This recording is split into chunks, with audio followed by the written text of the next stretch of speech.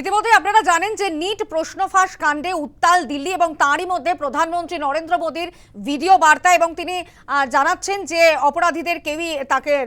অপরাধীদের কাউকেই রেয়াত করা হবে না, ফাস্ট ট্র্যাক গঠনের কথা বলেছেন।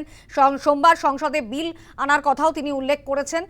এবং অন্যদিকে দেখা যাচ্ছে যে সিজেপির প্রতিনিধিদের সঙ্গে সরকারের একটি বৈঠকও শুরু হয়েছে ইতিমধ্যেই, এবং এরই পাশাপাশি ২৬ দিন পর অনশন ভেঙেছেন সোনাম ওয়াংচুক। আমরা পুরো বিষয়টা নিয়ে কথা বলেছিলাম রাজনৈতিক বিশ্লেষক রাজকুমার কোঠারির সঙ্গে। এবং ইতিমধ্যে আপনাদের জানাবো যে ছবি আমরা দেখেছি একেবারে নিট প্রশ্ন ফাঁস কাণ্ডে উত্তাল দিল্লি। আমরা কথা বলেছিলাম রাজনৈতিক বিশ্লেষক প্রদীপ চট্টোপাধ্যায়ের সঙ্গে, তিনি কি জানিয়েছেন শোনাবো।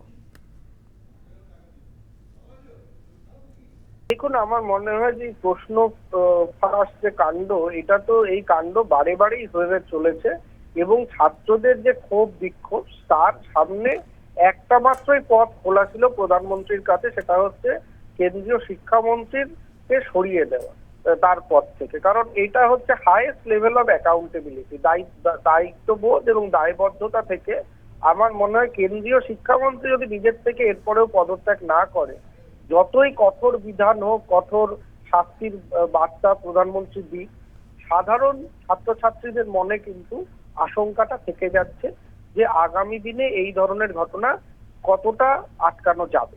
আর আমার মনে হয় যে অনশন যে প্রত্যাহার সোনাম ওয়াংচুক, সেটা এর আগেও ওনাকে অনেকে বলেছেন যে অনশন প্রত্যাহার করতে, কারণ সে ওনার শারীরিক একটা ব্যাপার ছিল। সেটা আমি সাধুবাদ জানাই যে উনি প্রধানমন্ত্রীর যে একটা আশ্বাস দিয়েছে, সেই আশ্বাসের পরে অনশন উনি ভেঙেছেন এবং আজকে ছাত্রদের সঙ্গে কথাবার্তা যেটা বলা হচ্ছে, আপাতত অচলাবস্থা কাটছে। কিন্তু যেভাবে ছাত্ররা দিল্লির রাজপথে এবং অন্যান্য রাজ্যে বিক্ষোভ দেখাচ্ছেন, তাতে কিন্তু আমার মনে হয় যে এইটা একটা ফাইনাল ওয়ার্নিং হিসাবে কেন্দ্রীয় সরকারকে দেখা উচিত।